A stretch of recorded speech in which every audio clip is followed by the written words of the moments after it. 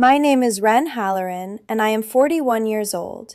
And the day my father threw my gift in the trash, I had been sitting in my car for 11 minutes, counting backward from 100 so I could walk into my sister's baby shower without crying. The gift was a hand-bound photo album, wrapped in cream tissue paper, inside a small canvas tote at my feet. And on the cover was a photograph I had enlarged at a small bindery in West Asheville. My mother, 29 years dead now to me, but only 6 in real time, holding a 5-year-old version of my sister Camille on the porch of the house where I grew up, the rhododendrons behind her gone soft in the late afternoon light. I had spent 4 months making that album. I had bound it by hand in cream linen and ivory thread because the dress code my sister had emailed twice was spring sage and ivory. And I wanted the gift to disappear into the aesthetic, so my sister could not say I had brought attention to myself. I did not know yet, sitting in that car with the silver cardinal pin pressed against the inside of my cardigan collar, where my mother had told me to keep it the year I was 11, that the second photograph I had tucked behind the back cover, a small one, a snapshot from 1981, of my mother holding the deed to a piece of land in Madison County, the day she and my father bought it together, would be the reason my father would stand up from the dessert table 34 minutes later and walk that album to the patio trash bin and drop it in front of 42 people. If you have ever been the daughter who shows up anyway, who keeps showing up after every quiet humiliation because some part of you still believes the next visit will be the one where they finally see you, I want you to do something for me before I tell you the rest. I want you to like this video and subscribe to this channel, not for me, but because there are women all over this country watching it tonight while they fold laundry or drive home from work, and I want them to find it tomorrow morning when they need it. And I want you to leave me a comment telling me where you are watching from and what time it is for you, because I am about to tell you the worst day of my life and the day that came after it, and I would like to know who is sitting beside me while I tell it. Now let me take you back to the beginning. I was raised in Black Mountain, North Carolina. In a 1979 split level, my father, Theodore Halloran, built with his own 3-man crew on a piece of land he had inherited from his older brother who had died in a logging accident at 34. And the way my father told that story all my life was that he was the responsible son who stayed home, and so the responsibility for the family fell on him. And the way I came to understand it later was that he had spent his entire life resenting the love his father had poured into his dead brother's young widow, and had decided very young that loyalty had to be visible to count. My sister Camille was born when I was 4, and she was, from the day they brought her home, the daughter my father knew how to love. She was the one who cried when he left the room, the one who sat on his lap during the news, the one whose graduation photographs cover 3 walls of that house. I was the one who read at the kitchen table while he watched Sunday football, who got my driver's license late because he didn't have time to teach me, who paid for my own college through scholarships and a barbecue place on Tunnel Road, and a small inheritance from my maternal grandmother that my father has never forgiven me for. And the only person in that house who ever told me out loud that she saw me was my mother, who pinned a small silver cardinal to my coat collar in the parking lot of a regional spelling bee in Asheville the spring I was 11, and said, "I see you," even when nobody else does, and then drove me 4 hours home in silence, because the silence was the part of her love that my father could not interrupt. My mother died of pancreatic cancer 6 years before the baby shower. She died on a Tuesday in October at 64, and the last thing she said to me was a sentence about a cedar box in her hope chest, and I want you to remember that she said it because she knew exactly what she was doing. 3 weeks after the funeral, I opened that cedar box at my own kitchen table, and inside were a stack of photographs and a sealed envelope and a small folded note in her looping cursive that I will tell you about later. The photographs were the ones I would eventually use for the album, and one of them was the snapshot of her holding the deed in 1981. I did not know then why she had put a photograph of a deed in with photographs of her children. I have carried that small, unanswered question with me for 6 years. By the time my sister announced her pregnancy at 36, after 3 years of trying, my father had been retired 4 years and was spending his days at the lumber yard and his nights waiting for Camille's calls. And when the invitation to the baby shower arrived in my mailbox, in a thick envelope with my sister's married name printed in metallic ink across the front, I sat at my kitchen table for a long time before I opened it. I work as a senior archivist at the Western North Carolina Heritage Society. I spend my days alone in climate-controlled rooms with documents older than the country, and I am very good at finding what other people cannot find. And I am very bad at being the kind of woman my family wants me to be. I had not been to my father's house except for 2 strange Christmas dinners since my mother's funeral. I had been telling myself for 3 years that the next family event would be the last. I drove out to the lake house that Saturday in my 2014 Subaru with 168,000 miles on it because I had promised my mother 6 years before, on a hospital bed in Asheville, that I would give her album to her first grandchild, and I do not lie to my dying mother. The lake house was Brett's parents' house, my brother-in-law's family, and the gravel drive curved down through dogwood and laurel to a low cedar building strung with fairy lights even in daylight, and through the open sliding doors I could hear music and women laughing and my sister's voice carrying louder than the rest of them. I parked in the turnaround above the drive. I sat there with the canvas tote in my lap and counted backward from 100. I made it to 36 before I stopped trying not to cry and just let the tears slide down without smudging anything, because I am 41, and I have been crying about my father in driveways since I was 8, and at some point you stop being surprised by it. When I walked in, my sister was standing in the center of the great room in an ivory maternity sundress and a sage shawl, and the kind of beach waves that take 90 minutes to look that easy, and she squealed when she saw me and crossed the room and hugged me hard, and I let her, because Camille has never not hugged me hard. She has only ever hugged me hard in front of people. The first hour I was there, I was almost fine. I drank a sparkling water in a champagne flute. I admired the diaper cake. I let my brother-in-law's mother, a woman named Patrice Brewer, who I had met exactly twice in my life, tell me about the lake house's history. She watched me longer than I expected her to, and at the time I noticed it the way you notice a camera in the corner of a store, just a small awareness, no fear. I did not yet know that Patrice Brewer was about to become the only adult outside of my mother's friend Eleanor who would tell me, with her face, that what was about to happen was not normal, and that I was not crazy for finding it unbearable. The gifts began at the 2-hour mark. My sister opened her shower gifts in the order she had arranged them on a long farmhouse table, smallest first, largest last, and she had, of course, put my album near the end, because she had asked me on the phone a month earlier whether I was bringing anything sentimental, and I had told her I was. When my turn came, I lifted the canvas tote and I carried it across the room and I handed it to her. And I sat down and she peeled the cream tissue paper open and she gasped, the practiced gasp she does when she's pleased. And she lifted the album up over her head and called my father across the room to come look. "Daddy, look at this. Look what Wren made," she said. And 42 people turned at the same time, and my father came across that room with his pale blue eyes already narrowed. He took the album from her hands.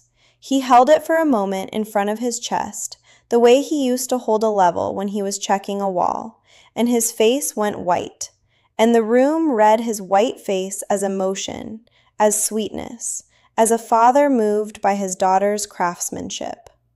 I knew what he was looking at. He had recognized the cover photograph. He had recognized the porch and the rhododendrons and the woman holding his other daughter, and his face had done the thing his face had been doing my entire life when he was thinking very hard about how to win something. He flipped the album open. The first page was the enlargement of the cover photograph, and behind that was the hand-lettered note in my mother's looping cursive that read, "To be given to the first grandchild." And my father's eyes scanned that note and then dropped to the bottom of the page, and that is when he saw the second photograph. The small one I had tucked into a pocket I had cut into the back inside cover. The snapshot of my mother in a yellow blouse, holding a folded deed against her chest with one hand, and the corner of a pickup truck visible behind her shoulder. And his entire body did something I had never seen it do before. He went very still.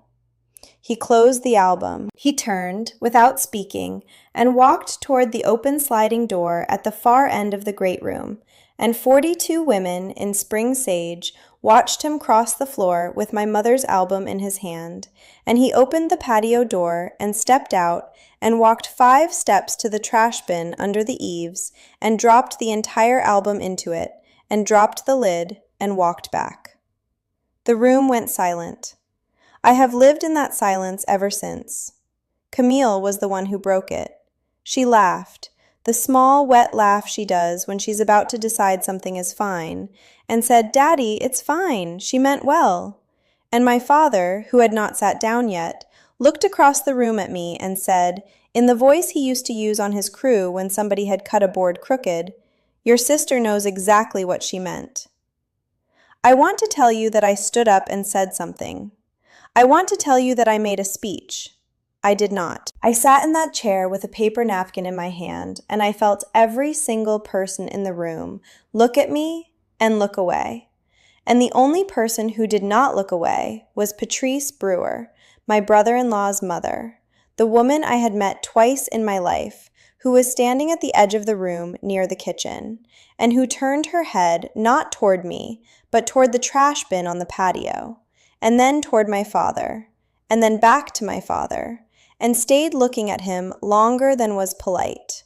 And I watched a woman I barely knew read my father correctly for the first time in my 41 years on this earth, and I thought in that small, clean moment, oh, so I'm not crazy.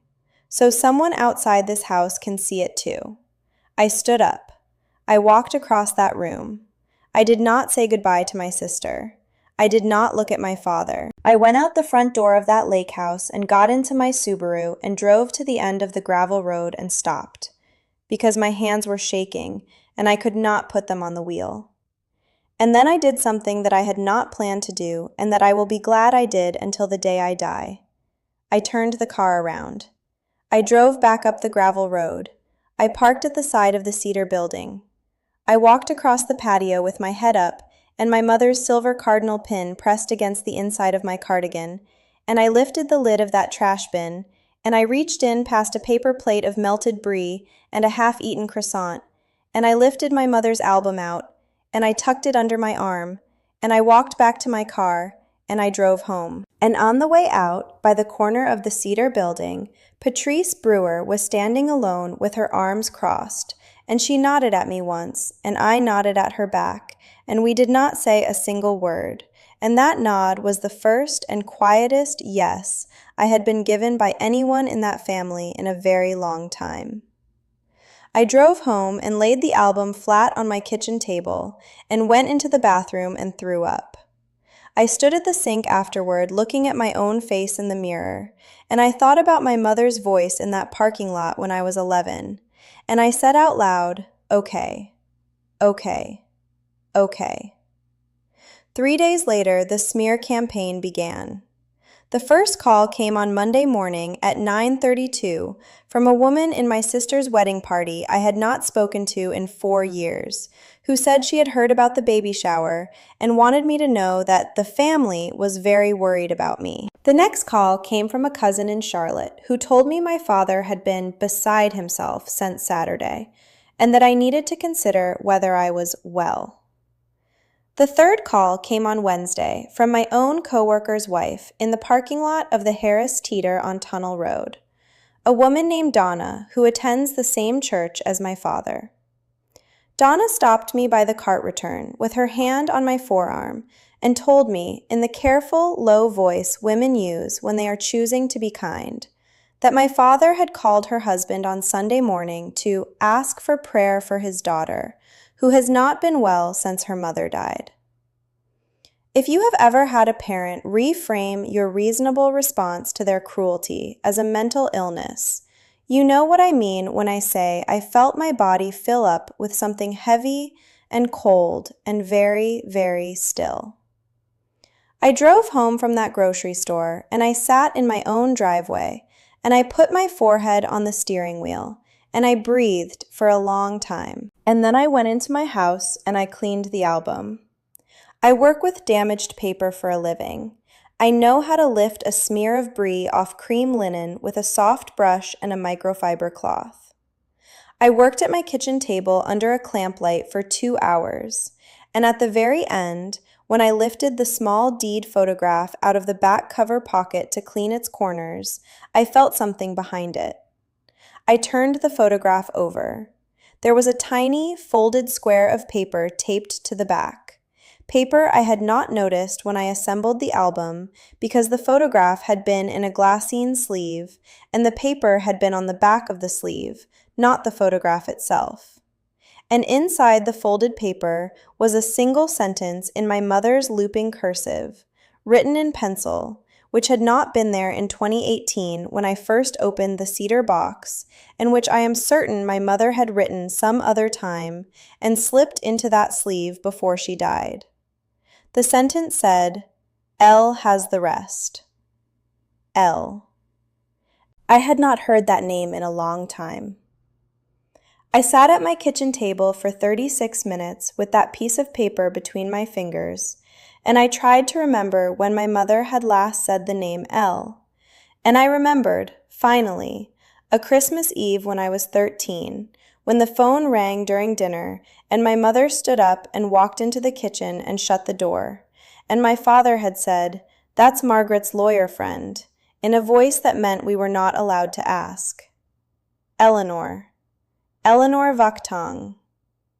I dug through my mother's old leather address book that I had kept in my own desk drawer for 6 years, and I found on the V page in my mother's hand, LV, emergency only, and a 828 number with an Asheville exchange. I picked up my phone and I dialed. The phone rang twice. A woman picked up. "Vaktang and Sutter, this is Eleanor." I said, "Hi, I don't know if you remember me. My name is Wren Halloran. I'm Margaret Halloran's daughter." There was a small silence on the other end of that line. And then Eleanor Vaktang said, in a voice that was so soft and so tired and so glad all at once, that I sat down on my own kitchen floor, "Wren, honey, I have been waiting 11 years for you to call me." Before I tell you what she told me on Thursday morning in her office, on the second floor of an old brick building in downtown Asheville, I want to ask you something, because the next part of this story is about to change, and I want to slow down for 1 second. If you are watching this, and you have ever spent years wondering whether a parent who hurt you was ever going to be held accountable in any way that mattered, I want you to like this video, and I want you to share it with one woman in your life who you think might need it tonight. Because I am about to tell you what 11 years of patience can build, and I want her to find this with you. Thursday morning, I sat in Eleanor Vaktang's waiting room in an ivory linen blouse, the same blouse I had worn to the baby shower, and I waited for 14 minutes past my appointment time, and Eleanor came out of her office herself and walked across that lobby and put both her hands around mine and said, "Come in, come sit down, we have a lot to talk about." And I followed her into a small office with 2 windows that faced the mountains, and she sat me in a leather chair across from her desk, and she opened a thin manila file that had my mother's handwriting on the front of it, and she looked at me for a long, quiet moment, and she said, "Your mother and I had lunch 6 weeks before she passed, and she made me promise that if you ever called this number, I would tell you everything in the order she wanted it told. So I am going to do that now." The folder contained 3 documents and a sealed letter. The first document was a photocopy of an estate appraisal of the 22-acre piece of family land in Madison County that had been in the Halloran family since 1923. The same piece of land my mother had been holding the deed to in the photograph my father had thrown in the trash. The current valuation was just over $900,000, almost 3 times what anyone in my family had ever guessed it was worth, because in the past decade, 3 small wineries and a wedding venue had bought adjacent parcels, and the whole valley had quietly transformed.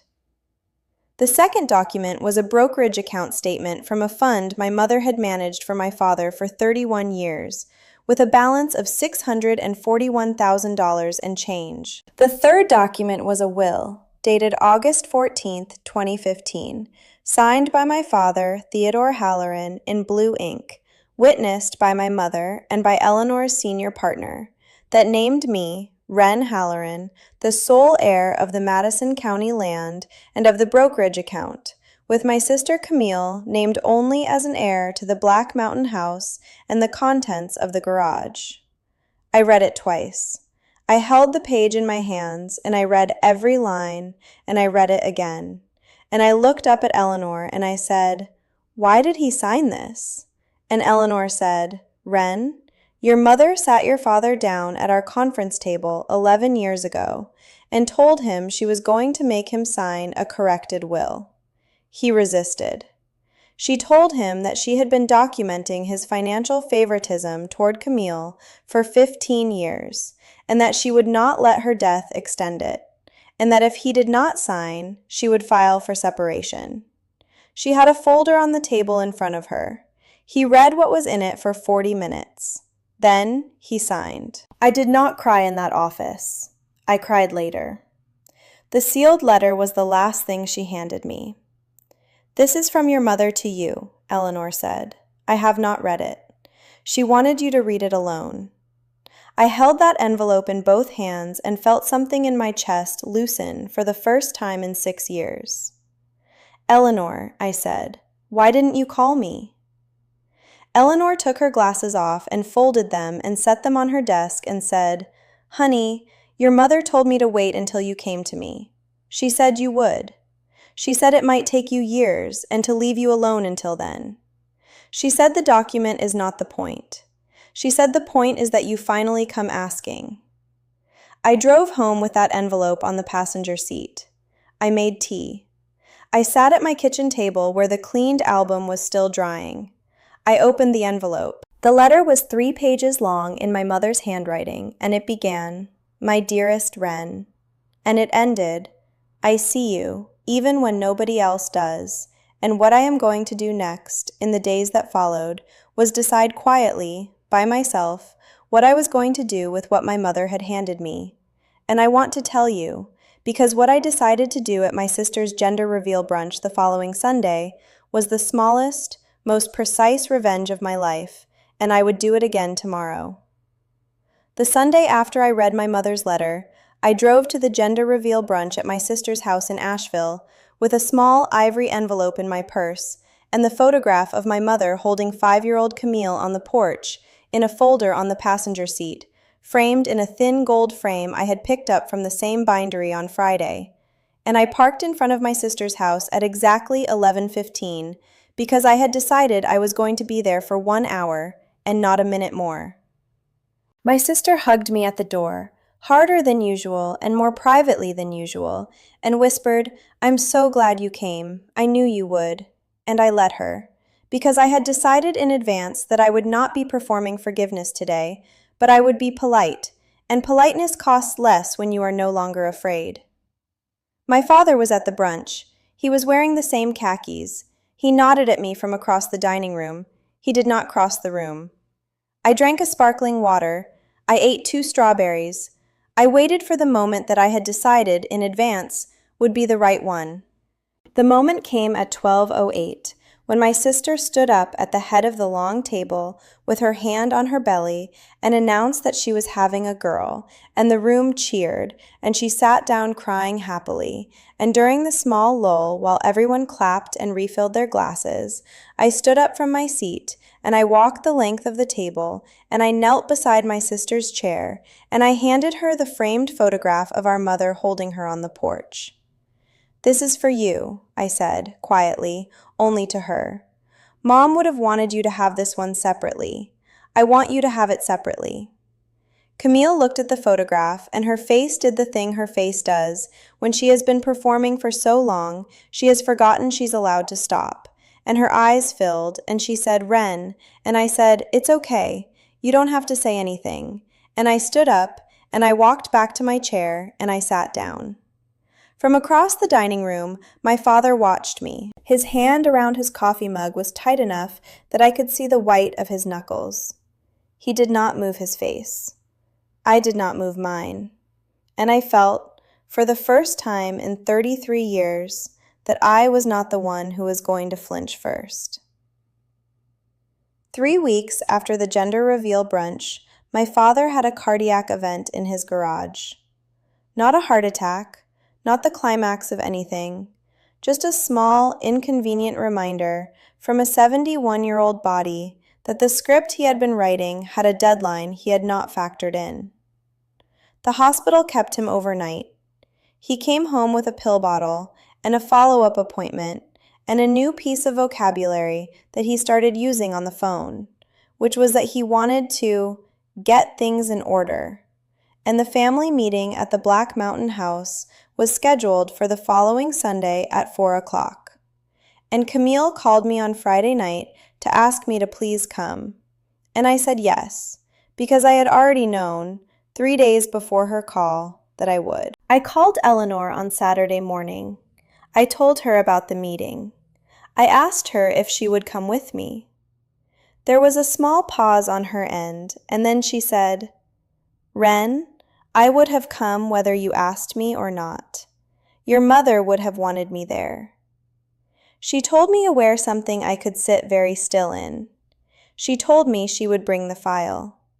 She told me the only thing she wanted me to do was breathe and not fill the silences. "Your mother always said the silences are where he loses," she said, and I understood, finally, all at once, that my mother had not just been documenting my father for 15 years. She had been studying him.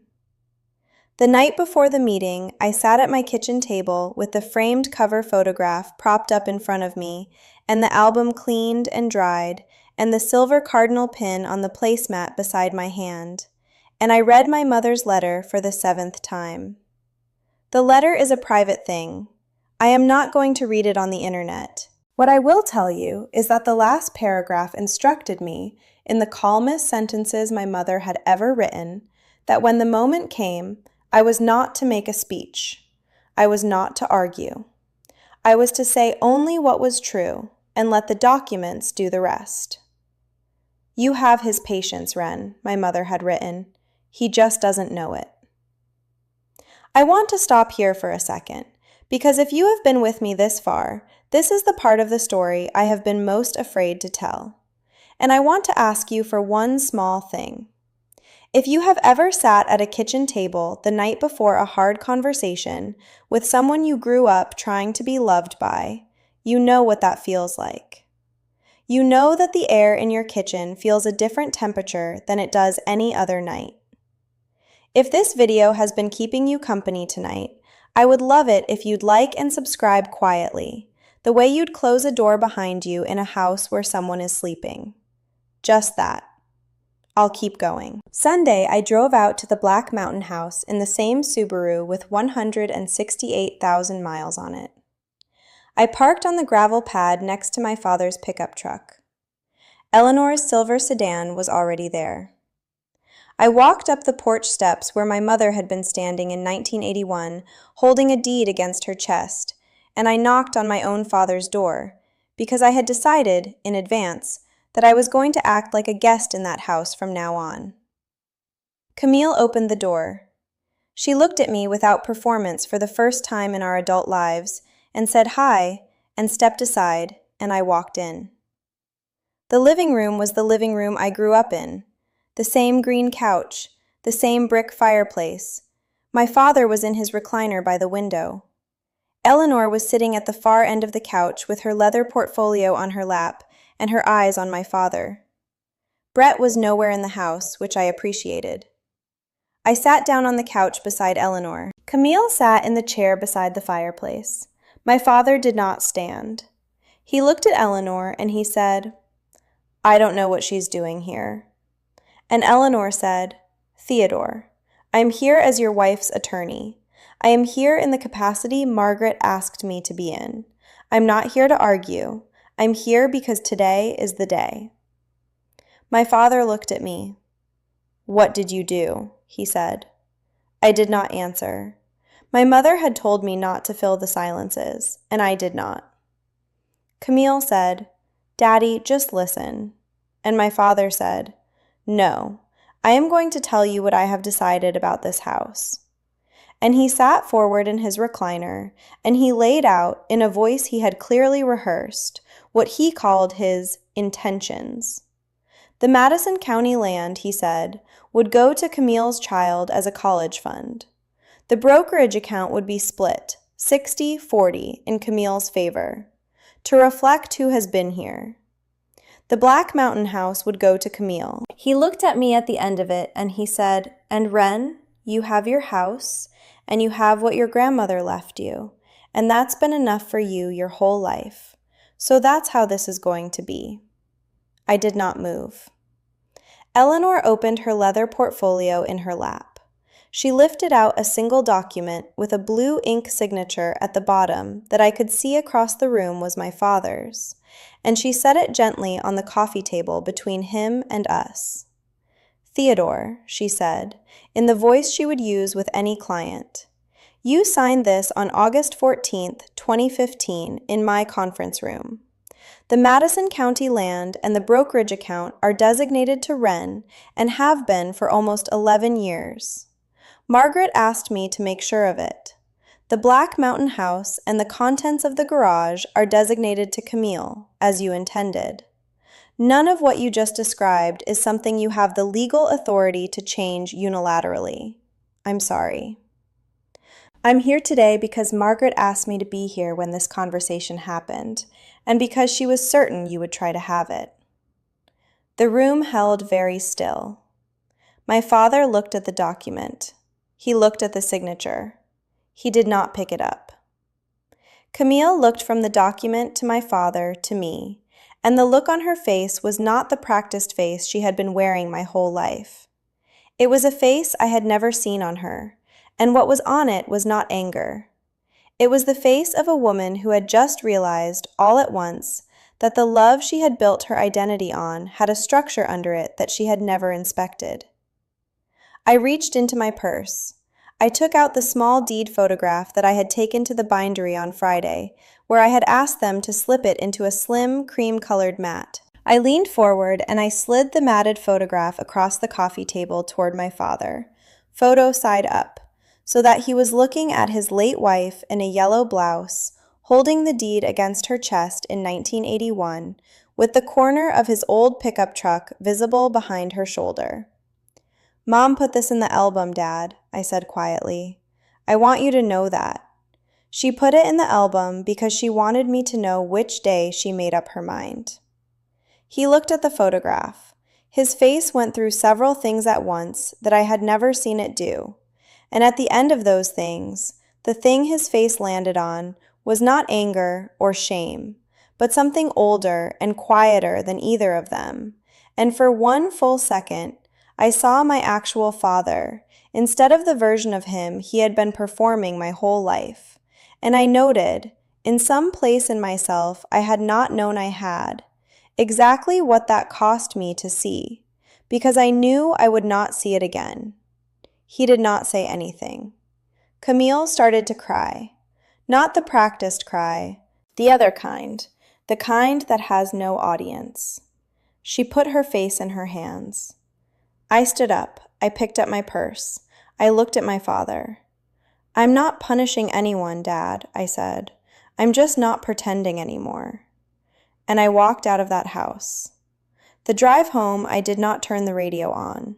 I drove with both hands on the wheel and the windows down, and the smell of the late spring laurel coming through.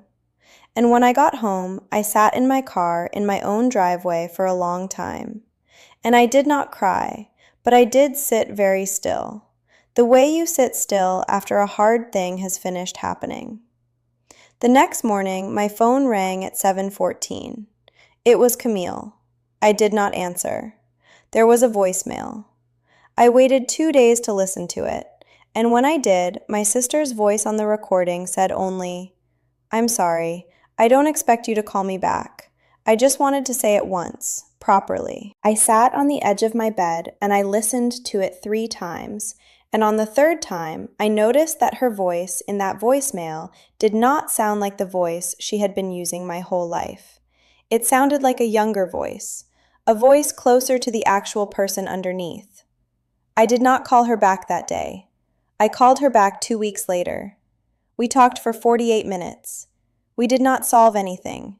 But what we did was start, in the careful, slow way you start something when you have been performing the wrong version of it for 36 years. In the months that followed, the family rearranged itself in small ways, the way a house resettles after a foundation is leveled. My father did not call me. I did not expect him to. Camille called every other Sunday. We talked about her pregnancy. We talked, sometimes, about our mother. We did not talk about the meeting in the living room, and we did not need to. Patrice Brewer, my brother-in-law's mother, sent me a handwritten note on cream stationery that said only I have been thinking about you.